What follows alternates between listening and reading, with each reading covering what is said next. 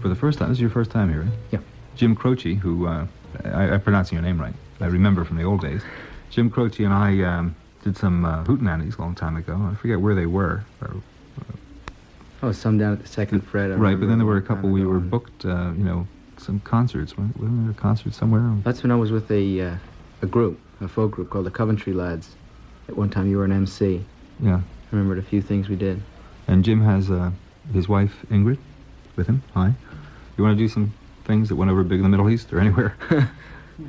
Well, they like. Or how about things that went over big on the Main Point? Okay. Jim Croce has been at the Main Point the last 4 days, along with Doc Watson, and Jim.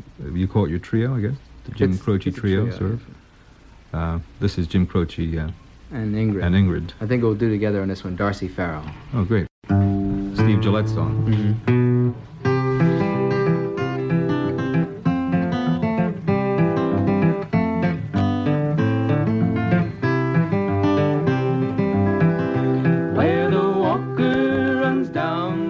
Carson Valley Plain, there lived a maiden, Darcy Farrow was her name. The daughter of old Dundee, and a fair one was she, and the sweetest flower that bloomed on the rain. She was sweet as the sugar candy, her touch was as soft as a bed of goose down.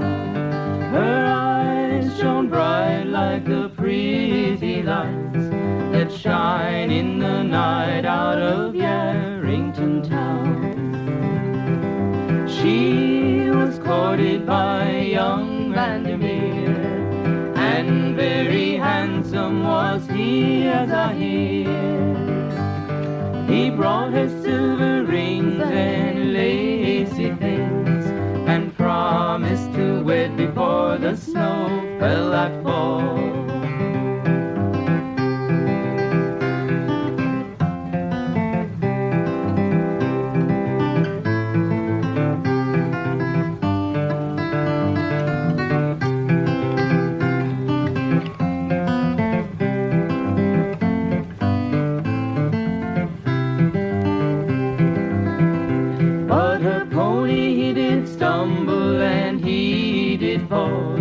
Her dying touched the hearts of us one and all.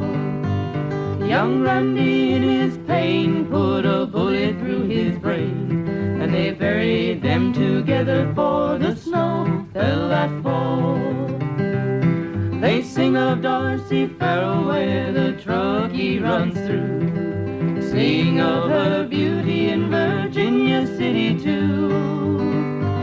At dusty sundown to her name they drink around, and to young Randy whose love was true.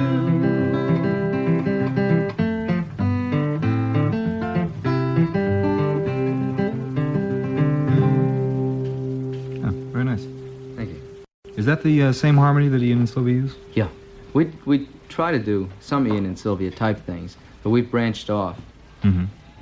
I guess the trick is to try to stay away from their sound, especially with this kind of songs they've recorded. Yeah.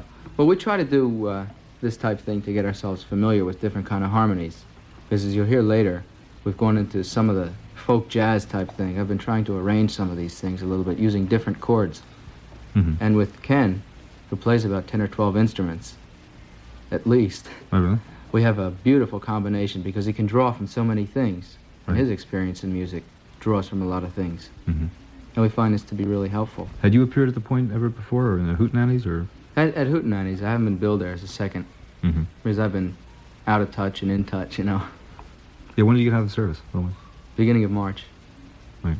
Yeah, it's sort of hard to get back into the groove of things. Sure, between working and playing, it's... Were you able to play in the Army at all? I mean, at any clubs in... I wasn't in special services, but I did get to play quite a bit around, the barracks, and every once in a while at a party for officers. Oh, yeah, they always grab all the talented people and bring them to their parties, but it's fun. It's fun, and I get to learn quite a bit of stuff, Mm-hmm. What are you going to do? Well, last year, before I went into service, I put Gunga Din to music, which was Kipling's poem. Right. And it's the same story. When the British Army, back in the early days, were on their wars of expansion, and they were having colonial uprisings, it was very common practice for the British to hire civilian population to work as bearers. They used to have the officers' equipment carried. They used to have extra uniforms carried, water, ammunition, the days before mechanization came on the scene. And Kipling saw this, and since he was raised in India, he was impressed by it, and wrote Gunga Din. I wonder if that was based on an actual story. I think it was. I mean, they did make the movie. They made the movie back in '34. I always thought the movie was based on the song, on the poem, on the Kipling. It was roughly. Yeah. So you've done a Phil Oakes. You've taken a ballad or something like The Highwaymen, you know, and put classic, it to music. and put it to music. This is Jim Croce's ballad. You may talk of gin and beer when you're stationed way out here, and you're sent to penny fights in Aldershot. But when it comes to slaughter, you'll do your work for water and lick the bloomin' boots of him that's got it. Now an Inja's sunny clime, where I used to spend my time, serving Her Majesty the Queen. Of all the black-faced crew, the finest man I knew was a regimental beastie Gunga Din. The uniform he wore was nothing much before, and rather less than half of that behind. But a piece of twisty rag and a goatskin water bag was all the field equipment he could find. When a sweating troop train lay in a siding through the day, where the heat would make your bloomin' eyebrows crawl, we shouted Harry by till our throats were bricky dry, then walked him 'cause he couldn't serve us all. He would not carry one till the longest day was done, never seemed to know the use of fear. If we charged or broke or cut, bet your bloomin' nut he'd be waiting 50 paces right flank rear. With his mussick on his back, he would skip to our attack and watch us till the bugles made retire. And for all his dirty hide, he was white, clear white inside, when he went to tend the wounded under fire. It was Din, Din, Din, with bullets kicking dust spots on the green. And when the cartridges ran out, you could hear the front files shout, "Send ammunition mules in Gunga Din." I shan't forget the night when I fell behind the fight, with the bullet where my belt plate should have been. I was choking mad with thirst, and the man that spied me first was a good old grinning, grunting Gunga Din. He lifted up my head and he plugged me where I bled, and he gave me half a pint of water green. It was crawling and it stunk, but of all the drinks I've drunk, I'm most grateful to the one from Gunga Din. Then he carried me away to where a dooley lay, and a bullet came and drilled the beggar clean. He carried me inside, and just before he died, "I hope you like your drink," said Gunga Din. So I'll meet him later on in the place where he has gone, where it's always double drill and no canteen. He'll be squatting on the coals, giving drinks to poor damned souls, and I'll catch a swig in hell from Gunga Din. It was Din, Din, Din, you Lazarusian leather Gunga Din. Though I belted you and flayed you, by the living God that made you, you're a better man than I am. Gunga Din.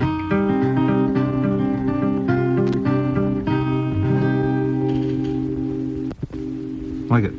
Thank you. Kipling was too much when you hear some of this, you know. When you hear it put to music, most of the times when you read it, you kind of skim over it. Yeah. And you miss things here and there. I like that line about the Great Beyond, where, or not the Great Beyond, where I'll meet him later on. Where it's double drills and no canteen. Yeah. Well, the troops have arrived, or at least Carl Fehrenbach, right? Carl, how are you? Very good, very good. And we have a bass too. I wonder if we can get the bass in. Can we get the bass through the doors? I don't know if we can swing that. Yeah, everything will fit. They're big doors. It's a big bass, so we'll see. This is the Jim Croce Trio.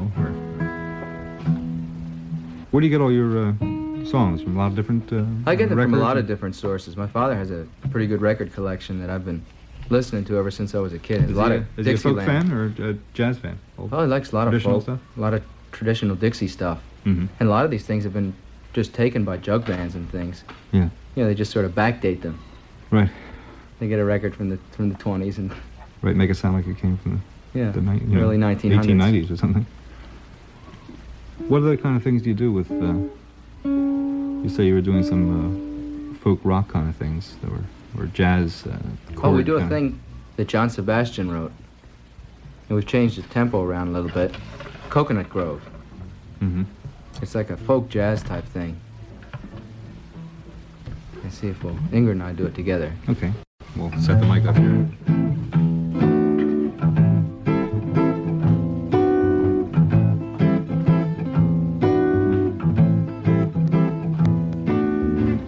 It's really true how nothing matters. No mad, mad wood, no mad hatter. And no one's batting 'cause there ain't no batters in Coconut Grove.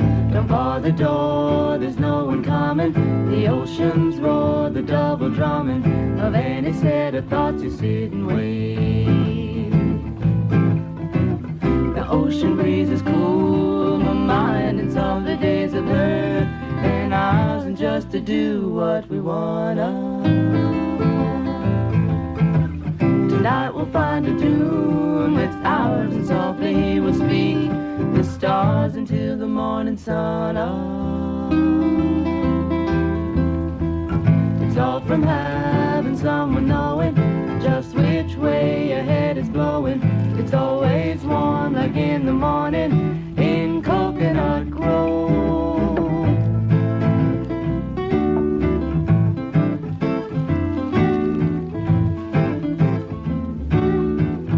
Dootin' dootin' doo dooby dooba. Dootin' dootin' doo dooby dooba. Dootin' dootin' doo dooby dooby doo.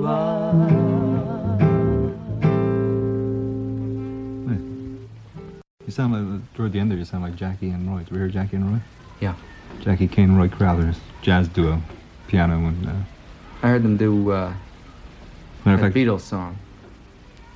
yeah, they're getting in all kinds of bags lately. They just recorded And Changes. I Love Her. They do Right. Changes too? Yeah, by, Phil Oakes Uh-huh. Changes. And they used to do stuff like, In Our Mountain Greenery. And they do it real fast with like a Mhm. very close harmony. We're listening to Jim Croce, and we're talking with Jim and Ingrid and Carl and Ken. Is that right? That's Yeah, I got all the right. names right without even Yeah, looking at how my about tip sheet here. Number. Yeah, you want to do a banjo number? You can say the Blizzard, Okay, we'll do the Blizzard in a little bit. We'll do Carl, I'm going to force him into that. Bringin' Mary Home. Ingrid, get the banjos on the piano. That's a Gibson banjo you hear there. Gibson master tone, as a matter of fact.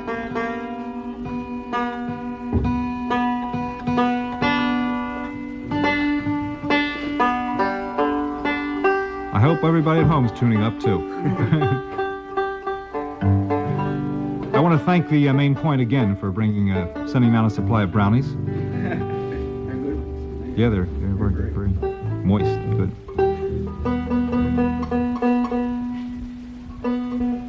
Bringin' Mary Home. All right. This is a bluegrass thing called Bringin' Mary Home. Country Gentleman and Ned Miller. Mm-hmm. They both have it out.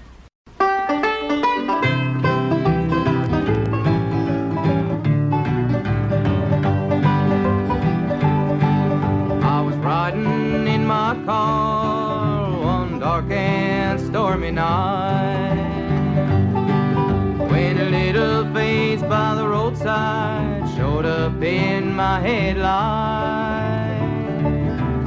I stopped and she got in the back, and in a shaky tone She said, my name is Mary, please won't you take me home? She must have been so frightened all alone there in the night. There was something strange about her, her face was deathly white. She sat so pale and quiet in the backseat all alone. I never will forget the night I took Mary home.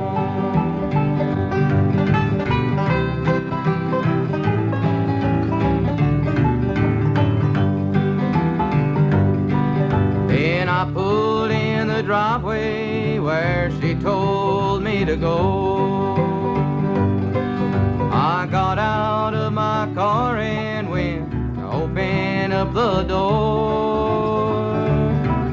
But I just could not believe my eyes, 'cause the backseat, it was bare. I looked all around the car, but Mary wasn't there. Then a light came on the porch, someone opened up the door. I told him about the little girl that I was looking for. But the lady gently smiled and then she brushed a tear away. Said it sure was nice of you to go out of your way.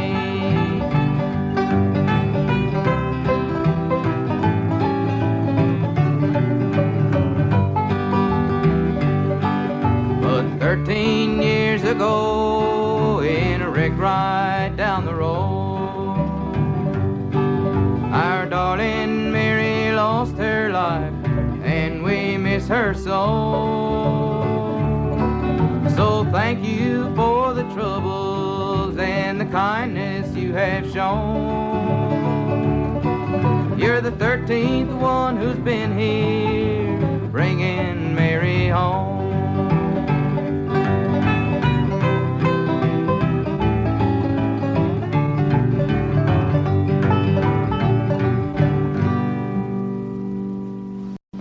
Country Gentlemen? Who wrote that? One of the Country Gentlemen? I think one of the country gentlemen worked on it. They're going to be at the main point Duffy? very shortly. Yeah. Jim Duffy? John Duffy, I think. John John Duffy. Duffy. Yeah. Yeah, it's very interesting. You know, that song is about is a story which I've heard told called "The Woman in White," about, and it's like a story out of American folklore, city folklore about. It's like people claim that it happened in Philadelphia. You know, they picked up a woman in white and she asked for a lift, and they turned around in the car, you know, a few blocks, and she was gone. And other people have said the same thing. They have another story in North Carolina. Same thing as a certain bridge that they see a hitchhiker constantly. Mm-hmm. Every rainy evening, they see a hitchhiker on this bridge. It's a girl.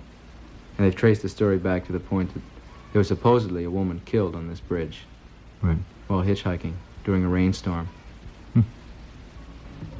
Sometimes you wonder if these stories, I'm sure, like this story about Mary, you know, in the car, probably there's a story like that in every city, you know, the country, that is based on something that happened somewhere at some time.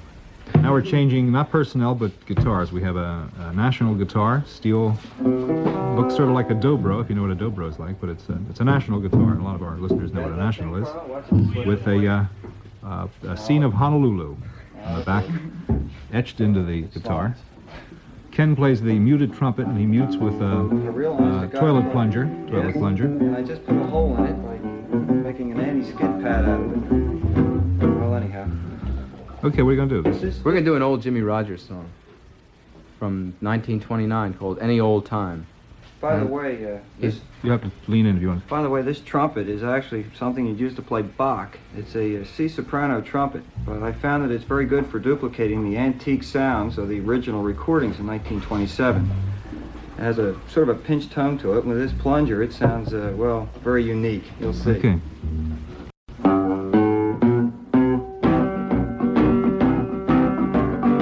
I just received your letter. You're down and out, you say. At first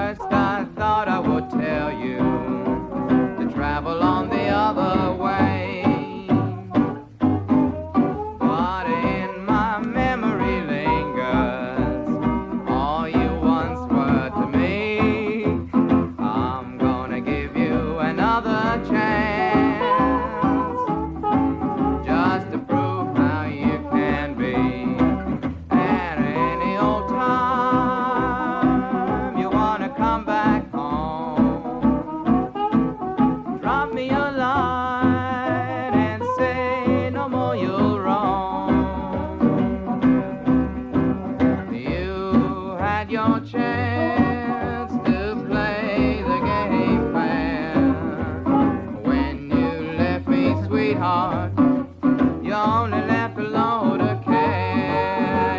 And now that you're down, I'm going to stand by you.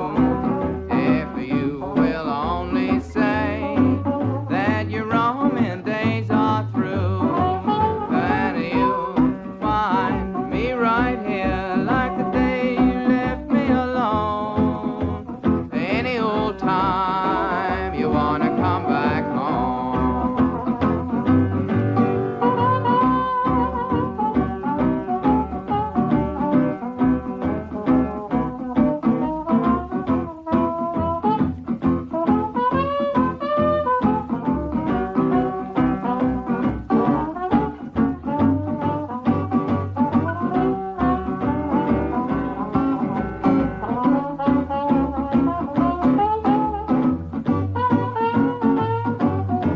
And now that you're down, I'm going to stand by you. If you will only say that your roaming days are through, and you'll find me right here like the day you left me alone. Any old time you wanna come back home.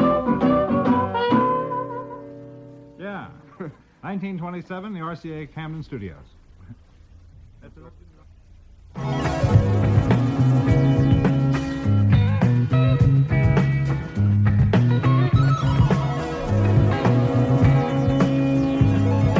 It's a little bit of a Jim Croce interview from 1967 done on the Gene Shay program back then. It's a couple of minutes before 2 o'clock at WIOQ. Feel